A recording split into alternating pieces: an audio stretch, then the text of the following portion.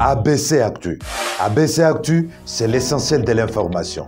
ABC Actu, c'est la politique, l'économie, le social, la culture, la religion, la science, la technologie, le développement et les divers. ABC Actu, l'essentiel de l'information pour vous, FM Prêt.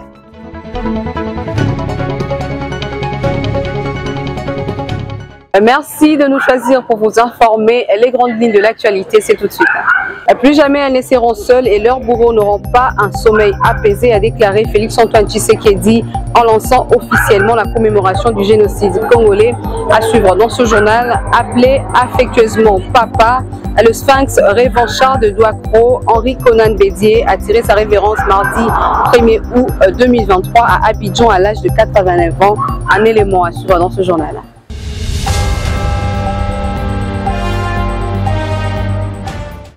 Bonsoir et bienvenue à tous. Ouvrons cette page informative. Chaque 2 août, la communauté congolaise à travers le monde commémore la journée du génocide congolais. À ce propos, le chef de l'État Félix-Antoine Tshisekedi a lancé officiellement la commémoration du génocide congolais. Devant les victimes, le chef de l'État a déclaré que plus jamais elles ne seront seules et leurs bourreaux n'auront pas un sommeil apaisé. Retour en image. Mes très chers compatriotes,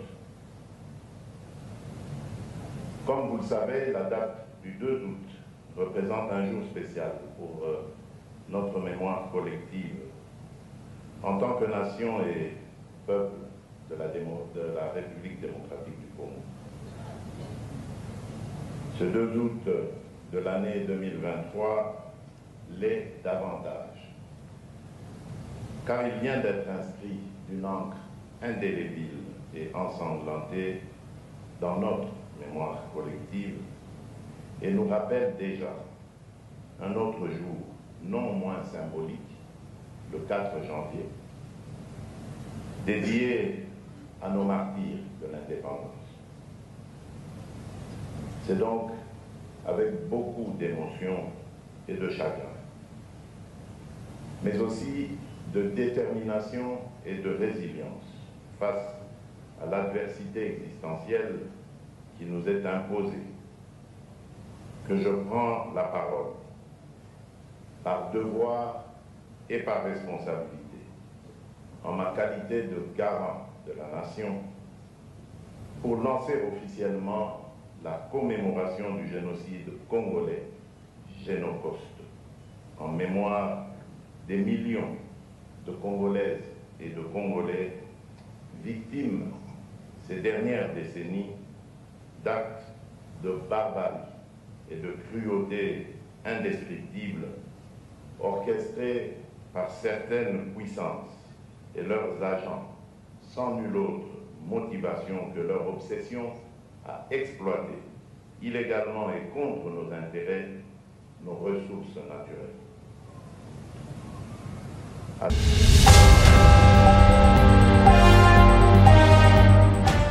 Dans le même registre, à Kisangani, plusieurs activistes se sont rassemblés au site où repose le victime dès la guerre de 6 jours. L'un d'eux, Gentil Sefou, militant pro-démocratie, donne ici l'essence de la commémoration de cette journée. D'abord, c'est un composant de 2 mots. Le mot géno veut dire génocide, le mot coste veut dire coup en anglais. Donc, les coups de génocide, nous avons compris qu'on est en insécurité, on est massacré, on est tué depuis 1998.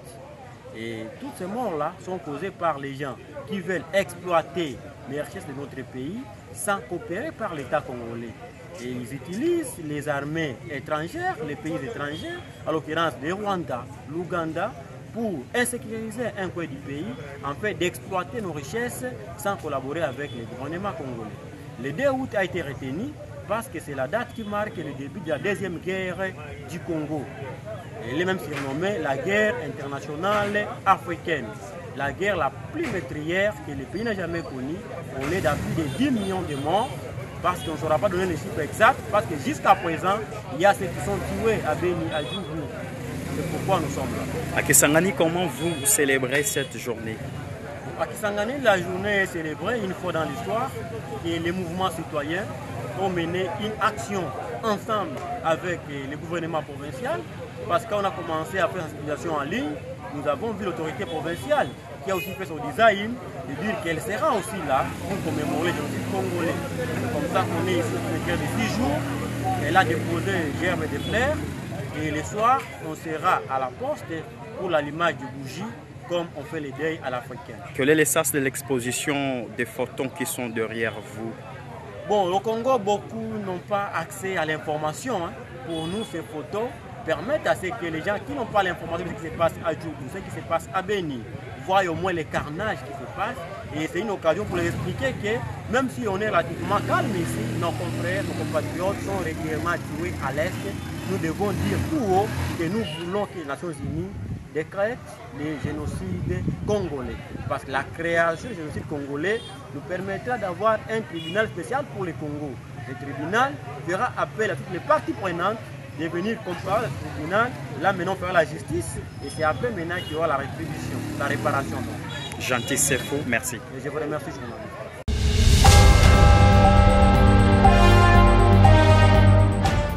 Parlons économie dans ce journal, axé sur le thème partenariat économique pour une croissance partagée.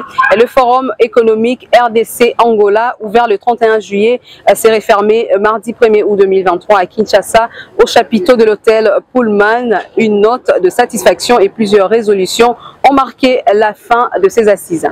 Le forum économique RDC-Angola, ouvert le 31 juillet, s'est clôturé le mardi 1er août 2023 sur une note de satisfaction entre les deux parties. Les discussions ont tourné autour du thème « Partenariat économique pour une croissance partagée ». C'est le vice-premier ministre, ministre de l'économie nationale de la RDC, Vital Kamerhe Lwakaningini, qui a clôturé ces assises en présence notamment de son homologue angolais, Mario Augusto Caetano Joao, ministre de l'économie et planification et gouverneur de province frontalière. Après 2 jours d'intenses travaux et d'exposition de produits et services économiques, le décideur et opérateur économique angolais et congolais ont dégagé une batterie de recommandations dans l'objectif de renforcer les liens commerciaux et économiques pour le développement de ces géants au grand cœur de l'Afrique. Les participants ont recommandé notamment l'application de l'accord commercial entre la RDC et la République d'Angola, signé par les 2 gouvernements le 29 octobre 2021, portant sur la libre circulation de personnes, de biens, des services et capitaux entre les 2 pays, en harmonisant le droit et taxes à l'importation et en allégeant les frais administratifs en vue de faciliter les échanges commerciaux. Ils ont convenu de faciliter l'octroi de visas aux opérateurs économiques aux postes frontaliers, lutter drastiquement contre la fraude à l'importation et à l'exportation au niveau des frontières communes et coopérer pour éliminer la contrebande en vue de décourager toute entrée clandestine des part et d'autre des frontières. Concernant la problématique de l'immigration, l'Angola et la RDC ont convenu de coopérer dans l'échange d'informations et de lutte contre la circulation illicite des personnes, des biens, des services et de capitaux entre les 2 pays. Dans son discours de clôture, le vice-premier ministre, ministre de l'économie nationale de la RDC, a rassuré de l'engagement du gouvernement congolais à traduire l'ensemble de ces résolutions en actions concrètes dans un horizon temporel raisonnable. D'après les patrons de l'économie nationale, ces assises ont permis aux Congolais et Angolais de confirmer que les 2 États présentent des potentialités économiques incommensurables, désireuses d'investissement et capables d'entraîner le développement du continent. Vital Kamerhe croit en la capacité des 2 pays à relever ensemble les différents défis pour y parvenir. Et d'après le ministre angolais de l'économie nationale et planification, Mario Augusto Caetano Joao, plusieurs autres thèmes déjà listés seront approfondis lors de la 2e édition du Forum économique RDC-Angola qui se tiendra avant décembre 2023 en Angola. Il s'agit notamment de la coopération énergétique, des questions douanières et de la gestion de frontières.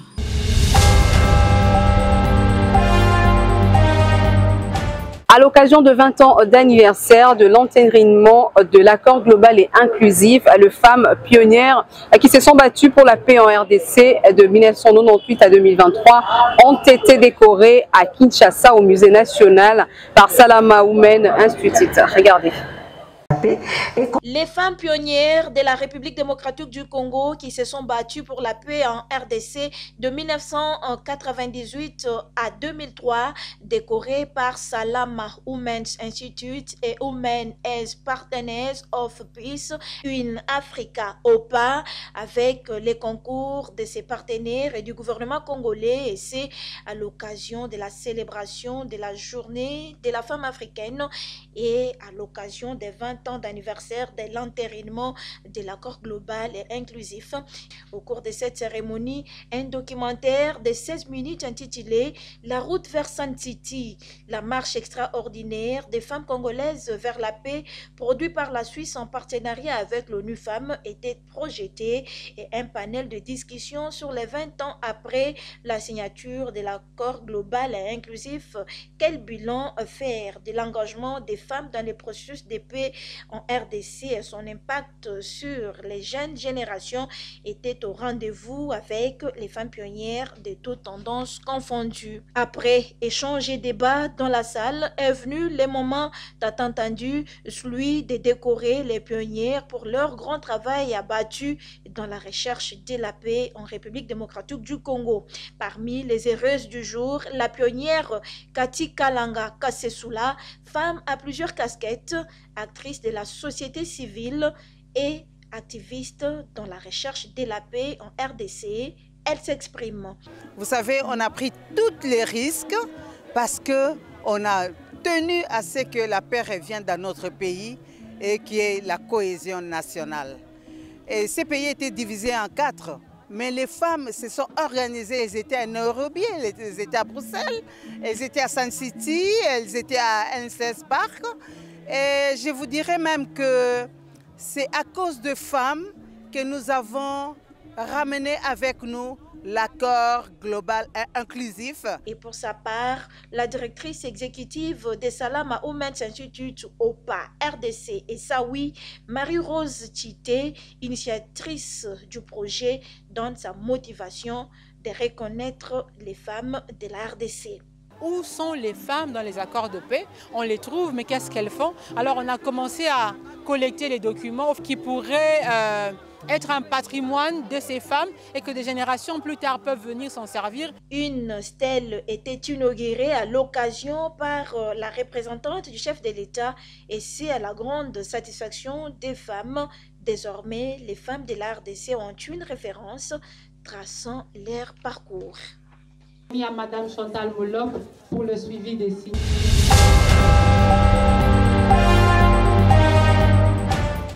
Dans le chapitre de célébration, au cours de la célébration de la journée internationale de la femme africaine, les confessions religieuses traditionnelles et autochtones saluent la bravoure de Kimpa Vita comme une des meilleures figures emblématiques des femmes africaines. Invitée de marque, Madame Solange Mafuta, cadre de Ensemble pour la République. Retour en images.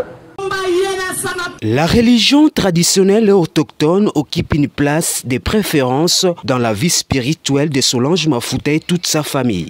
Elle est venue répondre à l'invitation des confessions religieuses des églises traditionnelles et autochtones à l'occasion de la célébration de la Journée internationale de la femme africaine. La prophétesse Kimpa Vita est la figure emblématique des femmes africaines.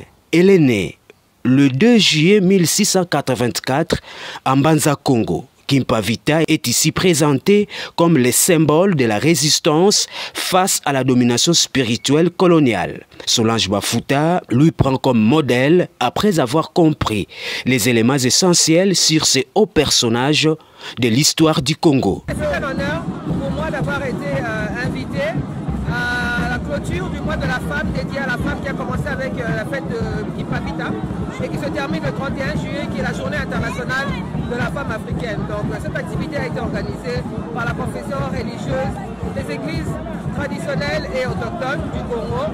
Donc en tant que candidate à la Tchangou, à la députation, c'est très important quand on veut exercer une quelconque autorité sur une communauté de connaître 3 éléments essentiels, leur science, leur culture, leur spiritualité et leur politique.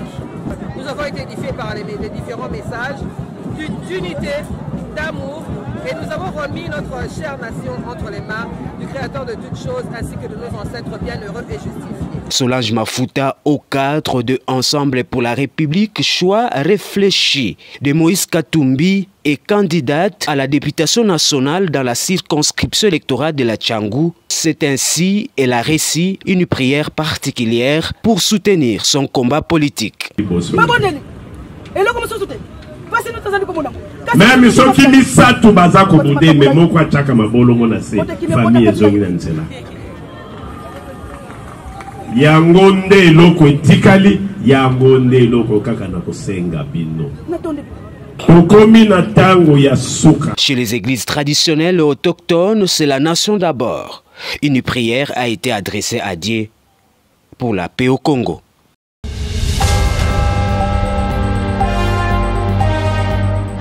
Poursuivons avec cette page informative dans un communiqué de presse signé le 31 juillet dernier. Le ministre de Transport, Voies de Communication et Désenclavement annonce le recouvrement forcé des créances dues à l'État par les acquéreurs des bus dénommés Esprit de Vie. Il est donc demandé aux acquéreurs concernés de s'acquitter de leurs obligations en déant 60 jours sans préjudice des poursuites judiciaires éventuelles. Une réunion se tiendra avec ces derniers le samedi 12 août prochain au Salon Bleu de l'immeuble du gouvernement à 10 h.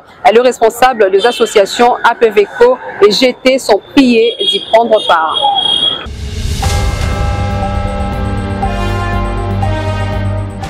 En dehors de nos frontières, une page noire, la scène politique ivoirienne perd un de ses poids lourds. L'ancien chef de l'État, Henri Konan Bédié, est mort ce mardi 1er août 2023 à l'âge de 89 ans de suite d'un malaise. Ces derniers conservaient toujours son influence à la tête de son parti, le Parti démocratique de Côte d'Ivoire. Regardez. À force de les voir passer les années, on avait presque fini par penser qu'il était immortel. Henri Konan Bédié a rendu l'âme. C'est mardi 1er août 2023, en début des soirées à Abidjan. Victime d'un malaise dans son fief des Douakro, il avait été transféré en urgence à la Polyclinique internationale Sainte-Anne-Marie d'Abidjan. C'est un monument de la politique ivoirienne qui disparaît. À 89 ans, il a tout fait, il a tout connu. Ambassadeur aux États-Unis dans les années 60, il sera ensuite ministre de l'économie et de finances de Félix Houphouët-Boigny avant de devenir président de l'Assemblée nationale, puis chef de l'État à la mort du vieux en 1993. En 1999, il est renversé par un putsch mené par le général Robert Gueye. Cet épisode marquera à jamais sa conception de la politique. Cet amateur des cigares, avare en mots, n'aura depuis cessé de vouloir récupérer ses pouvoirs perdus pour lui, mais aussi pour sa formation, le Parti démocratique de Côte d'Ivoire, dont il présidait aux destinées depuis 1994.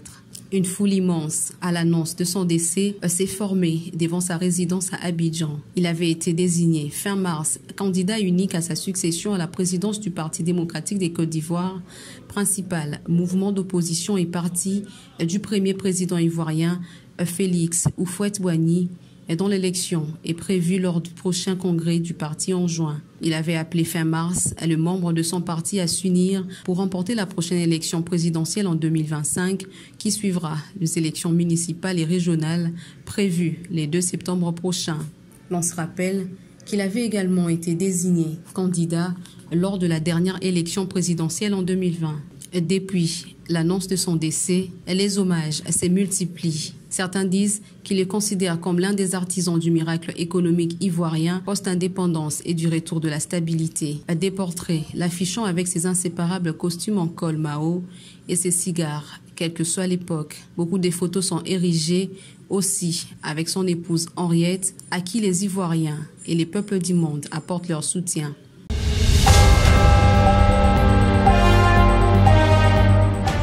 Prenons le sport avant de chuter avec cette page informative. Bien que soutenue par plus de 2500 personnes présentes au gymnase du Stade des Martyrs, les Léopards Dames quittent l'aventure après un match serré perdu dans les dernières secondes contre le Madagascar. La présence du chef de l'État n'a pas suffi pour permettre aux filles d'atteindre le demi-finale après cette 3e défaite de suite au 9e jeu de la francophonie, 53 contre 56, score final.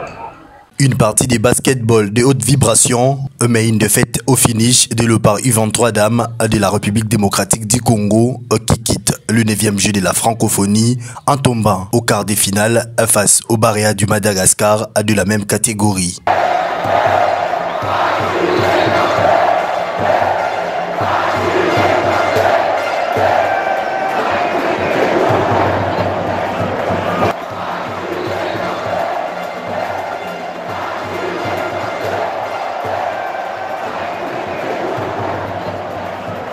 En présence du président de la République, Félix-Antoine Tshisekedi Tshilombo, les jeunes Congolais se sont montrés habiles lors du premier et deuxième quart-temps. Faute d'inattention, d'agressivité défensive, les locaux vont perdre le pédale dans le troisième et quatrième quart-temps et l'égalité est parfaite s'était installée. C'est juste dans le Money Time que les Malgaches ont pris les dessus et grâce à un panier de 3 points à 1 minute de la fin de la partie. Score final 56-53. La RDC ne verra donc pas les demi-finales, mais il ne faudrait pas être triste, souligne le président de la République. Bravo les filles, bravo, bravo.